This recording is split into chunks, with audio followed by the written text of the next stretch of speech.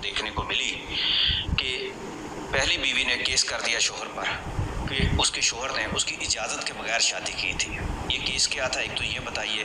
तो इसमें फिर डिसीजन जो हुआ है, तो क्या वो जो पहले एक राइट दिया गया था कि शोहर बीवी की इजाज़त के बगैर भी कर सकता है शादी, दूसरी शादी, तीसरी शादी, तो इस बारे में क्या कहेंगे? अबहाम है को कानूनी अबहाम इसमें मौजूद है? बेसिकली तो पहला जो बात है ना कि कोई भी शौहर पहली बीवी के होते जो दूसरी शादी है उसकी बाबत बड़ा वाज़ेह कानून है। मुस्लिम फैमिली लॉ ऑर्डिनेंस 1961 का सेक्शन 6 जो पॉलीगैमी की बात करता है, जिसमें बता दिया गया है कि कोई भी शख्स अगर दूसरी शादी करना चाहता है तो वो मुतल्लका अपने यूनियन काउंसिल जो है वो या जो सालसी काउंसिल जो है वो वहाँ पे जाके एप्लीकेशन देगा परमिशन के लिए, और वहाँ पे फिर वो खातून जो है उसकी बीवी को बुलाया जाएगा।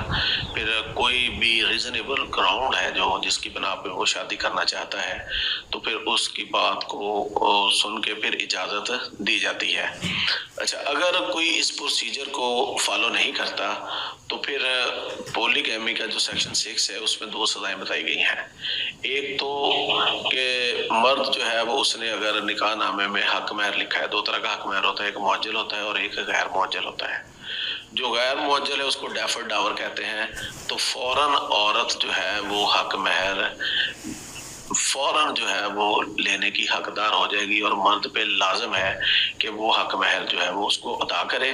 और दूसरा, औरत को इख्तियार है कि वो फैमिली कोर्ट में ही एक कंप्लेंट दायर करेगी कि दूसरी शादी को काबिले परमिशन के बगैर दूसरी शादी को काबिले सजा। अच्छा, यहाँ पर हक महर की भी वजाहत फरमा दें कि शादी हुई को 20-25 साल पहले, उस वक्त जो हक महर का जो तयन किया गया था उस वक्त, और वो उसको अदा नहीं हुआ, लेकिन जो सूरत हाल आप बता रहे हैं कि उसमें वो हक महर की हकदार हो जाएगी, तो उस हक महर की जो कीमत में, जो उसकी प्राइस में को फर्क आ जाएगा, वैल्यू में को फर्क आ जाएगा। अगर तो कैश की सूरत में लिखा हुआ है फिर तो वो जितनी अमाउंट लिखी है फिर तो उतनी देनी पड़ेगी, मिलेगी। अच्छा, अगर जेवरात की सूरत में है तो फिर जारी बात है जेवरात जब जो मार्केट वैल्यू है उसके मुताबिक उसको देनी पड़ेगी, मौजूदा हालात के मुताबिक। या जो प्रॉपर्टी लिखी गई है तो फिर वो प्रॉपर्टी जो है वो वही प्रॉपर्टी जो है या जो उसकी मार्केट वैल्यू है।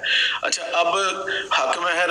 अच्छा, एक और इसमें सवाल पैदा होता है कि अगर कानून को मुकम्मल फॉलो नहीं करता और शोहर किसी सादा कागज पर अपनी बीवी से अंगूठा लगवा लेता है, प्यार से, मोहब्बत से, बहला फैसला कर किसी तरीके से भी कि अंगूठा लगा दो कि मैं दूसरी शादी कर लूँ, सादा कागज पे उसको लिख के दे देता है, तो इसकी वैल्यू होगी?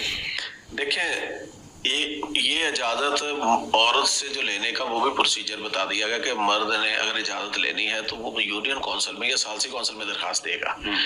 अच्छा, वो अगर फर्ज करें औरत से भी उसने अंगूठा लगवा लिया तो वो अंगूठा उसको सालसी काउंसिल से वैलिडेट करवाना पड़ेगा कि ये मैंने अपनी बीवी से इजाज़त ले ली है, तो अब मैं प्रोसीजर फिर अडॉप्ट करना पड़ेगा। लिहाजा जो पॉलीगैमी के सेक्शन के तहत प्रोसीजर दिया गया है सेक्शन 6 की क्लॉज 1, 2, 3, 4 में जैसे एप्लीकेशन देनी है, जैसे सालसी दोनों तरफ से मुकर्रर होने पर दूसरी। लेकिन नसीर साहब, ये हमारी इस्लामी नजरियाती काउंसिल ने तो ये कहा था कि मर्द को इजाज़त की ज़रूरत नहीं है दूसरी शादी की। दूसरी तरफ हम कहते हैं कि पाकिस्तान में कोई ऐसा कानून नहीं होगा जो इस्लाम से मुतसादिम होगा। देखें जी, बात यह है कि बात फिर वही आ जाती है कि रियासत को अपना निज़ाम चलाने के लिए इस्लामी नज़रियाती काउंसिल की तशरीह है या फेडरेशियत कोर्ट की वो कवानीन बना सकती है। तो फैमिली कवानीन इसी के तनादर में बने हैं, ठीक है जी। तो इसको फिर जो है वो इन्हीं फोरम से मसाइल भी तो बढ़ते जा रहे हैं ना, मसाइल की रोशनी में नए कवानीन भी तो बने हैं। अच्छा, अब वो तो आप देखें कि कितने को 60-70 साल पहले के कवानीन है सारे। बात यह है कि उन कवानीन में कंसेंसस करके ना तरमीम की जा सकती है। देखिए, कंसेंसस कब होता है कि जब कोई इशू आता है तो उस पे फिर जो इस्लामी नजरियाती काउंसिल है उसकी सिफारिशात ली जाती हैं।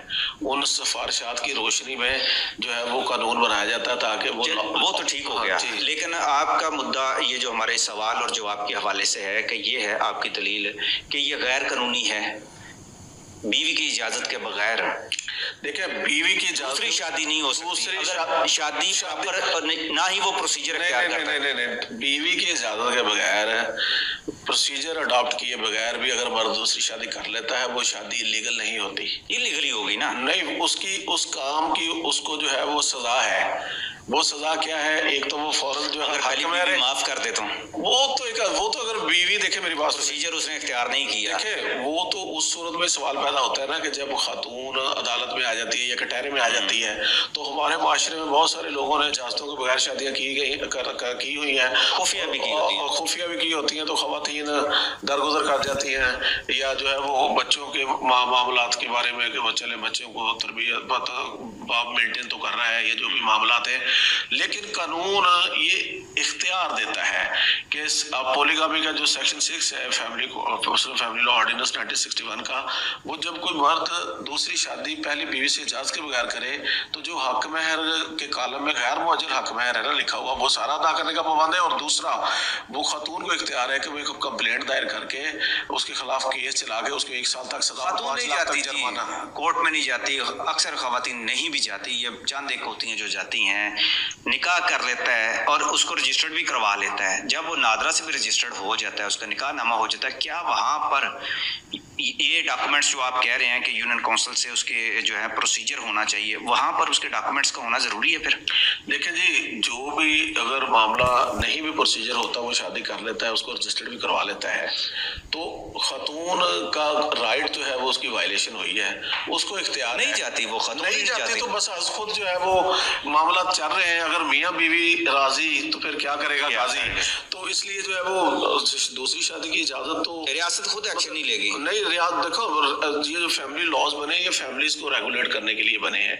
अगर फैमिलीज दूसरी शादी की सूरत में भी चीजों को वो मान के चल रहे हैं तो रियासत जो है वो रियासत को ये होता है कि मामला स्मूथली चले, लोगों के दरमियान डिस्प्यूट ना आए। दूसरी शादी अगर मर्द कर भी ले तो इस बना पे शादी इलिजिटिमेट नहीं होती कि वो शादी नहीं हो सकती, वो शादी बरकरार रहेगी, लेकिन वो जो इजाजतनामे के बगैर की है उसके जो नसीर साहब अगर दूसरी बीवी से पहली से इजाजत नहीं ली, दूसरी की, और दूसरी के बाद वो तीसरी शादी कर रहा है, फिर उसको पहली दूसरी से भी इजाजत लेनी पड़ेगी, अगर चौथी कर रहा है तो फिर तीसरी से भी इजाजत लेनी पड़ेगी। जो मर्द शादियां करता जाता है पीछे से इजाजत नहीं ना ली तो सब बीवियों के अलग इंडिपेंडेंट केस बनते जाएंगे, तो वो एक बाकी जो 3 है वो केस कर देंगे। वो अवजारी बात है, उनका राइट है कि वो उसके तीनों नहीं करेंगी, कोई एक भी कर दे। बिल्कुल, वो देखिए वो एक चीज निकाहनामे में भी लिखा गया है, कॉलम शायद 22 नंबर है कि कोई भी आप जब आप पहले से शादीशुदा है तो उस शादी की तफसीलात, उसमें से जो बच्चे हैं वो सारा कुछ बयान करें।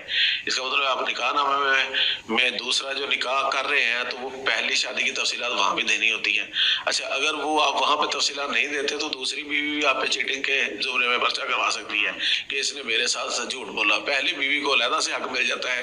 बहुत सारे ऐसे केसेस तो बात यह है कि जितना कानून के मुताबिक चीजें की जाए, ट्रांसपेरेंटली की जाए और असूल के साथ की जाए, वो उतना जो है वो मसाइल से बचा जा सकता है, सुबकी से बचा जा सकता है। और यूजली जो है वो शादियां दूसरी शादी कर ली या कोई फैमिली मामलात हो गए तो इनको जो है वो चीज़ों को सबको ऑन बोर्ड लेके किया जाए ताकि फैमिली स्ट्रक्चर डिस्टर्ब ना हो, तबाह ना हो। बहुत बहुत शुक्रिया जनाब।